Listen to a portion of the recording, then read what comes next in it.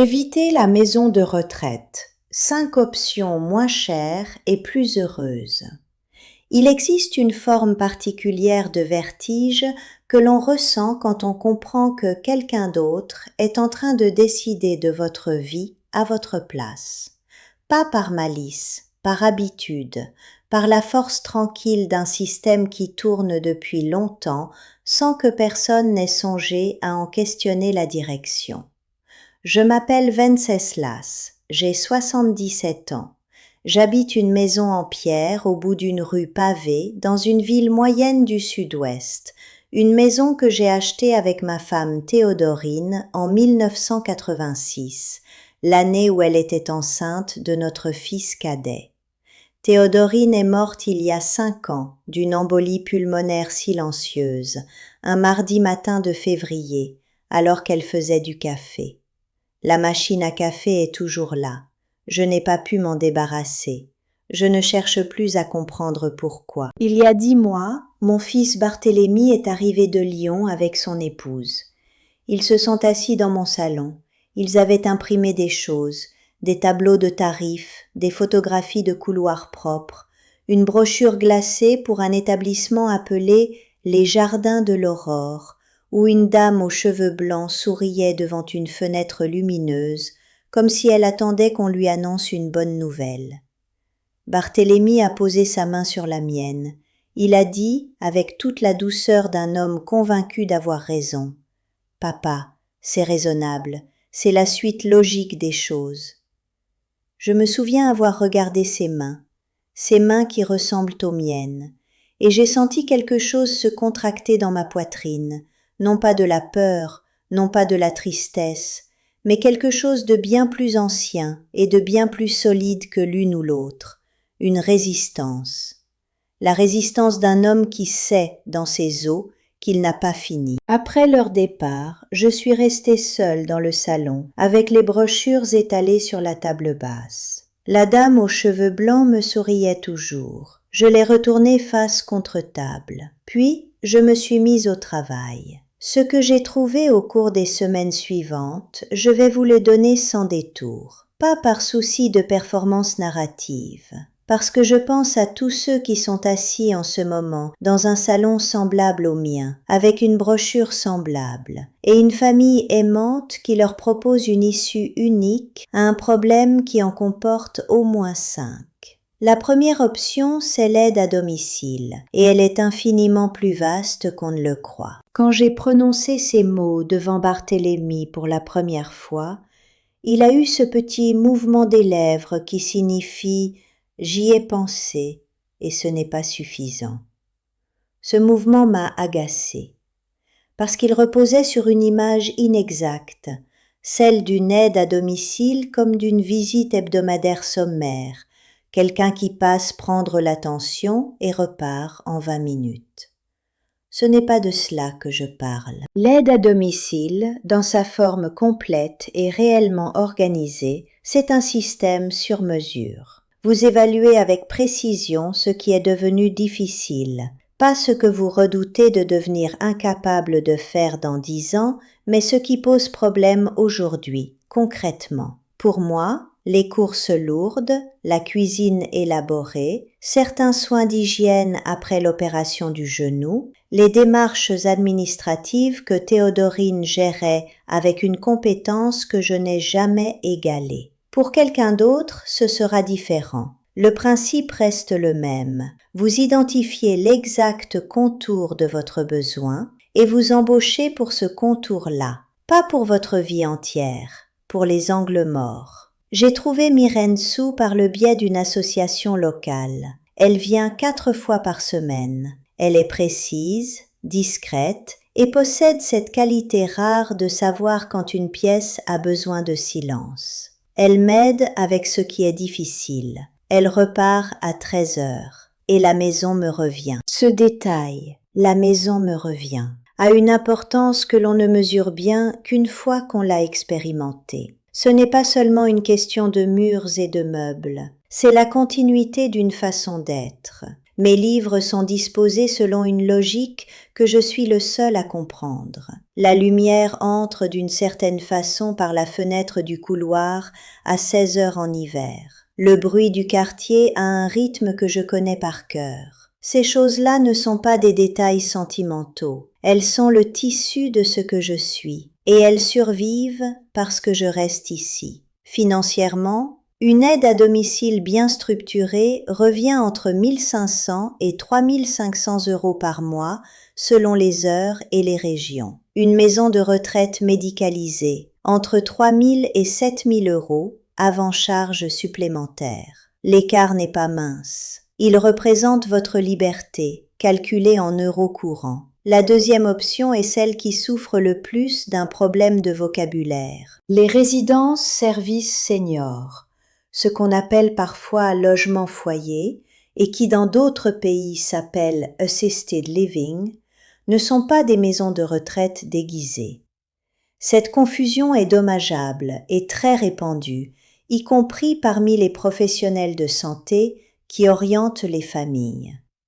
Une maison de retraite est un établissement médical. Elle accueille des personnes dont l'état de santé nécessite une surveillance clinique permanente. L'organisation de la vie quotidienne y est structurée autour de cette surveillance.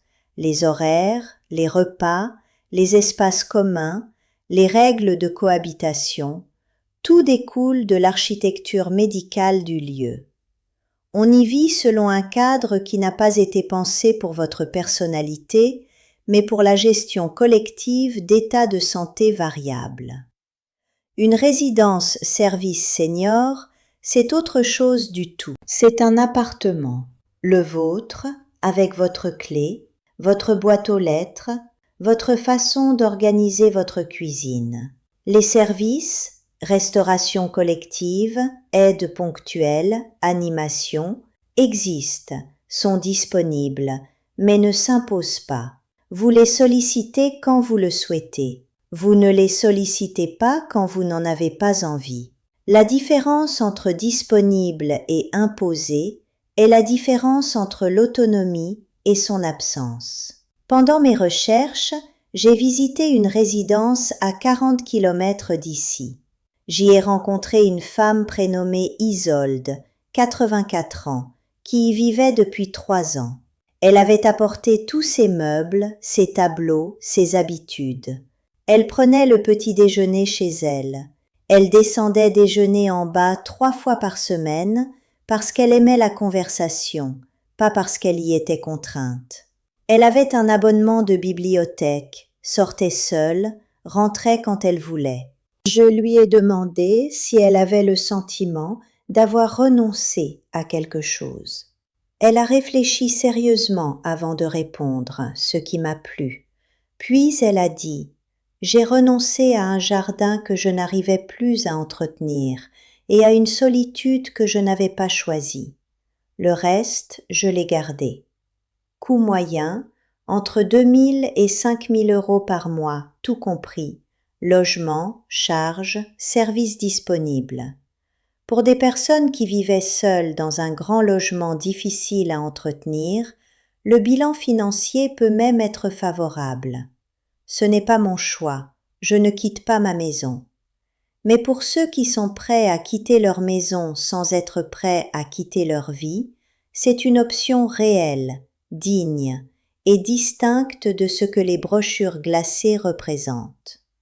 La troisième option demande des conversations difficiles et honnêtes, ce qui explique peut-être pourquoi si peu de familles y arrivent correctement. L'habitat intergénérationnel, la cohabitation familiale réorganisée. Le nom importe moins que la structure, et la structure, quand elle est bien pensée, peut être d'une élégance réelle. Mal fait, une personne âgée s'installe dans la chambre d'amis de ses enfants, partage toutes les pièces communes, n'a aucun espace propre, aucune entrée indépendante, aucune possibilité réelle de fermer une porte et d'exister seul. Les enfants perdent leur intimité, le parent perd son autonomie.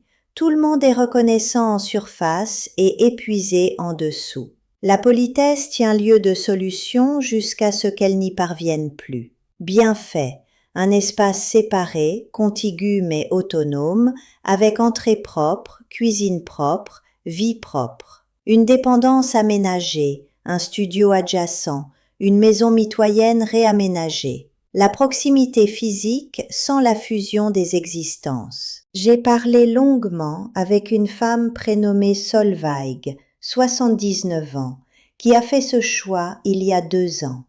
Sa fille Anaëlle a fait construire un petit studio indépendant dans le fond de son jardin. Solveig y entre et en sort comme elle l'entend. Elle dîne avec la famille le dimanche et parfois le mercredi quand l'envie est là. Elle cuisine pour elle les autres soirs. Elle a sa télécommande, ses horaires, son désordre ordonné selon ses propres critères. Anaëlle est à 200 mètres si quelque chose ne va pas. Solveig appelle si elle a besoin. Elle n'appelle pas souvent.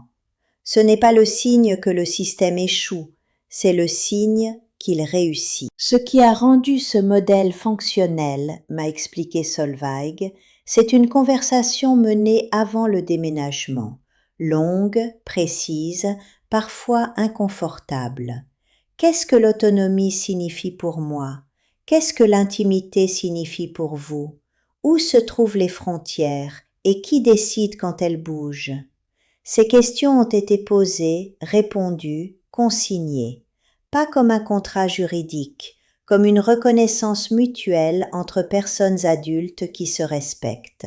Sans cette conversation, l'arrangement le mieux intentionné devient une source de rancœur lente. Avec elle, il devient quelque chose de rare, une solution qui coûte moins cher qu'une institution, préserve plus de dignité qu'un compromis et renforce un lien plutôt que de le contraindre. La 4e option est celle qui m'a laissé perplexe le plus longtemps, non parce qu'elle est compliquée, mais parce que je n'avais jamais entendu parler d'elle. Les accueils de jour pour personnes âgées existent dans presque toutes les villes françaises de taille moyenne. Ils existent depuis des décennies. Ils accueillent chaque jour des milliers de personnes. Et en dehors des travailleurs sociaux spécialisés, presque personne ne sait qu'ils sont là. Le principe est d'une clarté presque déconcertante. Une personne qui vit chez elle, de façon autonome, se rend quelques jours par semaine dans un centre qui propose des activités, des repas collectifs, une stimulation sociale, un encadrement adapté à ses besoins. Elle y passe la journée. Elle y a des habitudes, des interlocuteurs, des rendez-vous informels. Et en fin d'après-midi, elle rentre chez elle. Chez elle, son chez elle, avec ses propres habitudes du soir, ses propres choix, son propre rythme nocturne. Ce que les accueils de jour résolvent, c'est un problème précis et sous-estimé. De nombreuses personnes âgées n'ont pas besoin d'une surveillance permanente. Ce dont elles ont besoin, c'est que les journées aient une structure, que la solitude diurne, longue, creuse, pesante, soit remplie d'une présence humaine réelle. Les familles qui travaillent ne peuvent pas être là la journée.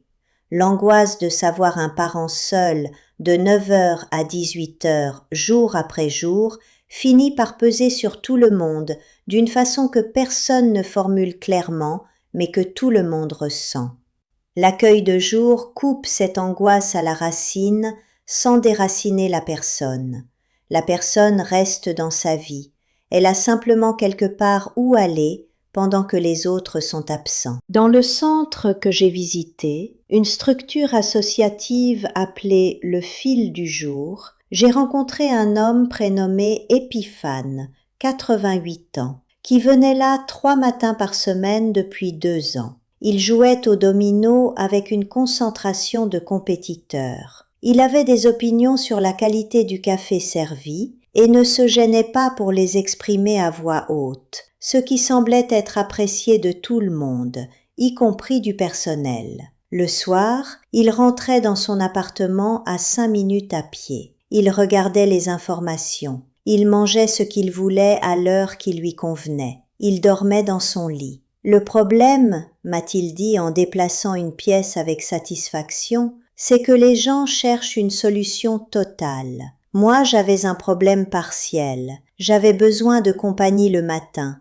pas d'une institution le reste du temps. Alors, j'ai pris de la compagnie le matin. Cette logique est d'une simplicité presque offensante. Et pourtant, elle échappe à la plupart des familles et à un nombre surprenant de médecins qui orientent des patients vers des solutions totales alors que des solutions partielles résoudraient précisément et économiquement le problème réel. Coût entre 400 et 1500 € par mois selon les jours de présence et les structures. Comparé aux tarifs institutionnels, c'est sans commune mesure. Comparé au coût humain de l'isolement quotidien, la question financière devient presque secondaire.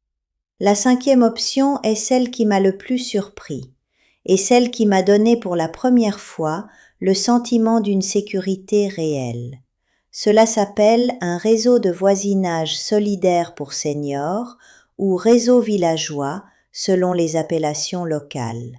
Le principe en est à la fois simple et remarquablement bien conçu. Il s'agit d'une organisation, souvent associative, parfois municipale, dont la mission est unique, permettre aux personnes âgées de rester chez elles le plus longtemps possible, en s'assurant qu'elles ne sont jamais seules face à un besoin concret, pas en gérant leur santé, pas en restructurant leur vie, en faisant quelque chose de plus modeste et de bien plus utile, en s'assurant que quand vous avez besoin d'aide pour quelque chose de précis, il y a quelqu'un à appeler. Le fonctionnement.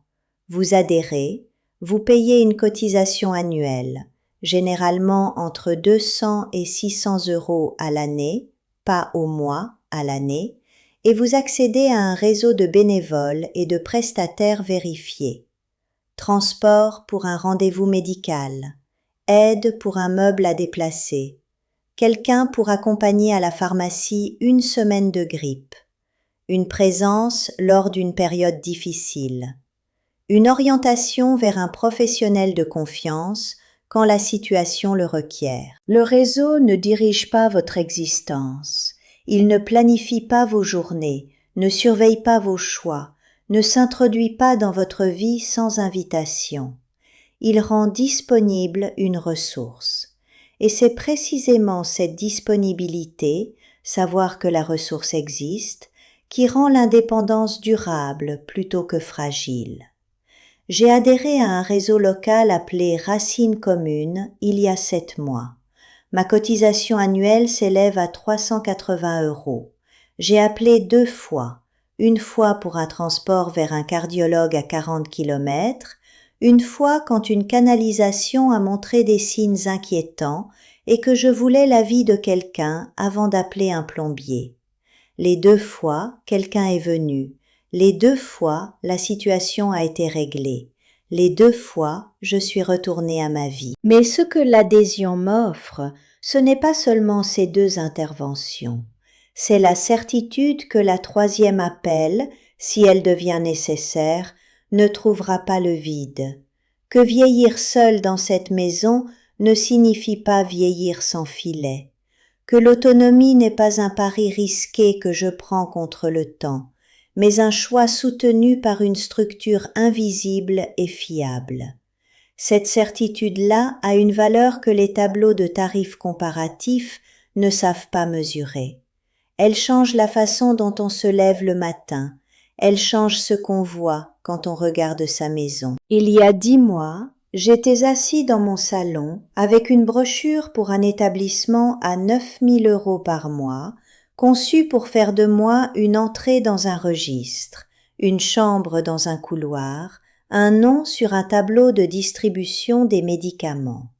J'aurais perdu cette maison, j'aurais perdu la machine à café de Théodorine, j'aurais perdu la façon particulière dont la lumière entre le soir par la fenêtre du couloir. J'aurais perdu le bruit familier du quartier, les voisins dont je connais les horaires par cœur, la liberté de rester éveillé jusqu'à 2 heures du matin à lire si l'envie m'en prend.